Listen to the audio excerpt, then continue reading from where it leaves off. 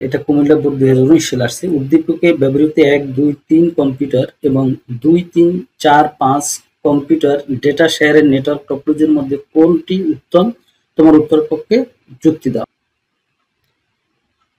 আজকের ভিডিওতে তোমরা শিখবে ট্রি, মেশ এবং হাইব্রিড টপোলজি ব্যাখ্যা করবে, এর সুবিধা অসুবিধা বলতে পারবে এবং এই তিনটা টপোলজি থেকে কিরকম বোর্ডে প্রশ্ন আসে সৃজনশীল সেটা আমরা দেখব।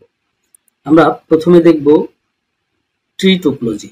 দেখো এটা গাছের মতো দেখা যায়, ট্রি মানে গাছ, তোমরা তো জানো গাছের মতো দেখা যায়, এজন্য এটাকে ট্রি টপোলজি বলে। অর্থাৎ যে টপোলজিতে কম্পিউটারগুলো শাখা প্রশাখা বিশিষ্ট বিন্যস্ত থাকে তাকে ট্রি টপোলজি বলে। অর্থাৎ যে টপোলজিতে কম্পিউটারগুলো বিভিন্ন শাখায় বিভক্ত থাকে তাকে ট্রি টপোলজি বলে। এখানে একাধিক হাব ব্যবহার করে কম্পিউটারগুলোকে একটি বিশেষ স্থানে সংযুক্ত করা হয়।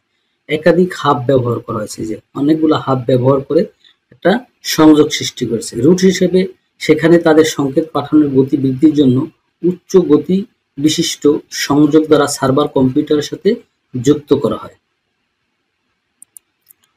এরপর আমরা দেখি ট্রি টপোলজির সুবিধাগুলো দেখি।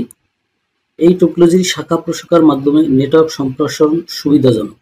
অর্থাৎ দেখো এই টপোলজিতে শাখা প্রশাখার মাধ্যমে একটা থেকে আরেকটা এরকম আসে সম্প্রসারণ করা, অর্থাৎ নেটওয়ার্কটা বাড়ানো যায়।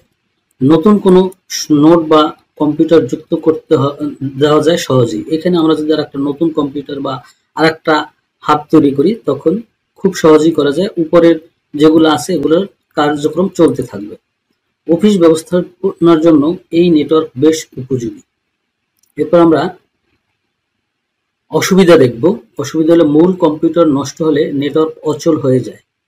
যদি এই উপরের প্রথম কম্পিউটারটা আছে এই কম্পিউটারটা নষ্ট হয়ে যায় তাহলে পুরো নেটওয়ার্ক ব্যবস্থা অচল হয়ে যায়। নেটওয়ার্কের গঠন প্রকৃতি জটিল। এটাই নেটওয়ার্ক প্রকৃতি একটু জটিল। এটা একটা বৈশিষ্ট্য হলো প্রথম কম্পিউটারের সাথে প্রথম যে কম্পিউটারটা আছে এটা পরবর্তী কম্পিউটারকে হোস্ট করে। অর্থাৎ এই পরের যে দুইটা কম্পিউটার এখানে আছে এটা এই প্রথম কম্পিউটারটা হোস্ট করে। আবার এই পরে যে এই কম্পিউটারটা আছে এর পরে আবার এই দুইটা কম্পিউটারকে হোস্ট করে। অর্থাৎ এভাবে শাখা প্রশাখা বিন্যাস করে। এরপর আমরা দেখব মেশ টপোলজি। মেশ টপোলজি এটা দেখতে দেখো রিং এর মতো। রিং টপোলজি এবং স্টার টপোলজি প্রত্যেকটার সাথে যুক্ত আছে। স্টার টপোলজি এবং রিং টপোলজি এই দুইটা মিলে হয় মেশ টপোলজি। রিং টপোলজিতে একটার সাথে একটা থাকতো কিন্তু অন্যটার সাথে এই যে পর্যায়ক্রমে থাকে রিংয়ে, কিন্তু মেশে এই পর্যায়ক্রমে থাকে আবার প্রত্যেকটার সাথে প্রত্যেকটা যুক্ত থাকে।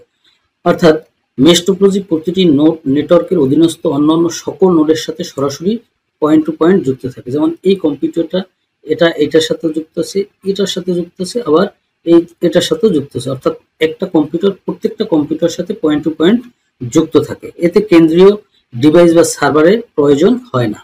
দেখো এই যে মেশ টপোলজি এটা রিং আকারেও যায় আবার স্টার আকারেও যায়। আমরা মেশ টপোলজির কিছু সুবিধা দেখি। যে কোনো দুইটি কম্পিউটারের মধ্যে দ্রুত ডাটা আদান প্রদান করা যায়। অর্থাৎ এই কম্পিউটার থেকে আমি এই কম্পিউটার দেব, সরাসরি ডাটা আদান প্রদান করা যায়। এটা থেকে এটা আবার এটা থেকে এটা আনা যাবে।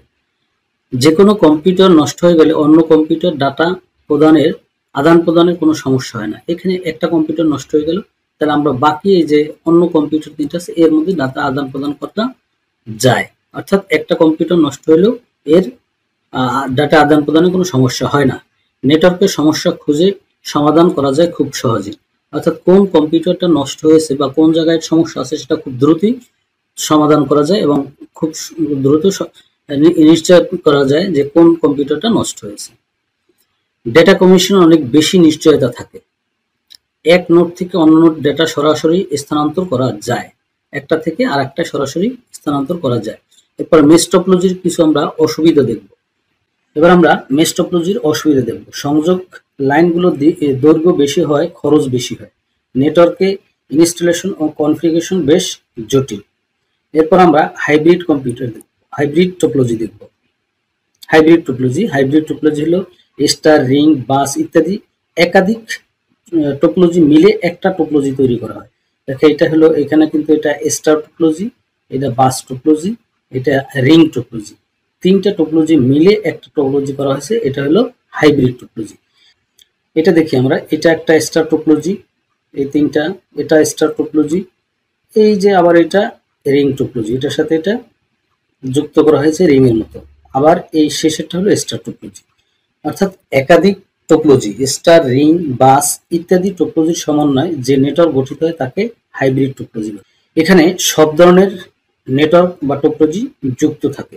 আমরা হাইব্রিড টোপোলজির একটু সুবিধা দেখব। বড় আকারের নেটওয়ার্কের জন্য সুবিধাজনক, নেটওয়ার্কের সমস্যা নির্ণয় করা সহজ, প্রয়োজন অনুযায়ী নেটওয়ার্ক বৃদ্ধি করা যায়। প্রয়োজন অনুসারে এখানে যদি আর একটা আমরা বাস টোপোলজি নিতে পারবো, আবার এইদিকে একটা বাস নিতে পারি, অথবা রিং টোপোলজি নিতে পারি, এটা অসংখ্য বাড়ানো যায়।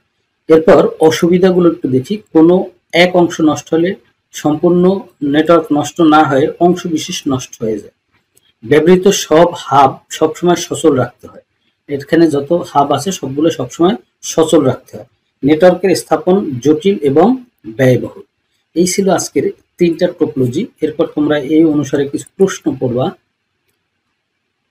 লিনিয়ার টোপোলজি কি, মেশ টোপোলজি কি, রিং টোপোলজিতে সবগুলো কম্পিউটারের সাথে সবগুলো কম্পিউটার যুক্ত করলে কোন টোপোলজি হয়, ব্যাখ্যা করো। এরপর আমরা দেখব একটু সৃজনশীল দেখব।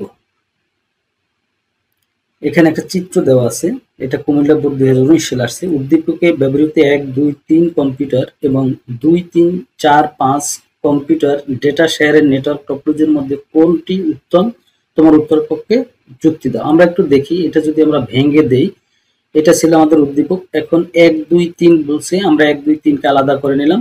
এরপর 2, 3, 4, 5 বলছে, এটাকে আলাদা করে নিলাম।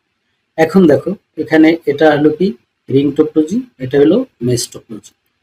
এখন এটা দুইটার মধ্যে কোনটা বেশি সুবিধাজনক সেটা তোমরা লিখবে, যদি না পারো অবশ্যই কমেন্টস করবে। এরপর আর একটা প্রশ্ন দেখি, এটা আসছে ময়মনসিংহ 2023 সালে। এখানে তিনটা টোপোলজি দেওয়া আছে। এই টোপোলজি চিত্র 3 এর নেটওয়ার্ক টোপোলজি ব্যাখ্যা করো। চিত্র 3 এটা ট্রি টোপোলজি, এটা ব্যাখ্যা করতে বলছে। ঘ নম্বর বলছে সহজে ডেটা আদান প্রদানের জন্য 1 নং ও 2 নং চিত্রের মধ্যে কোনটি বেশি উপযোগী। এখানে এই 1 এবং এই 2, এই দুইটার কোনটা কোন ধরনের টোপোলজি, এটা সুবিধা কোনটার বেশি সেটা বলতে বলছে। এটা আসছে ময়মনসিংহ বোর্ডে 2003-এ। সবাইকে অসংখ্য ধন্যবাদ। যদি উত্তরগুলো না পারো তবে কমেন্টসে জানাবে।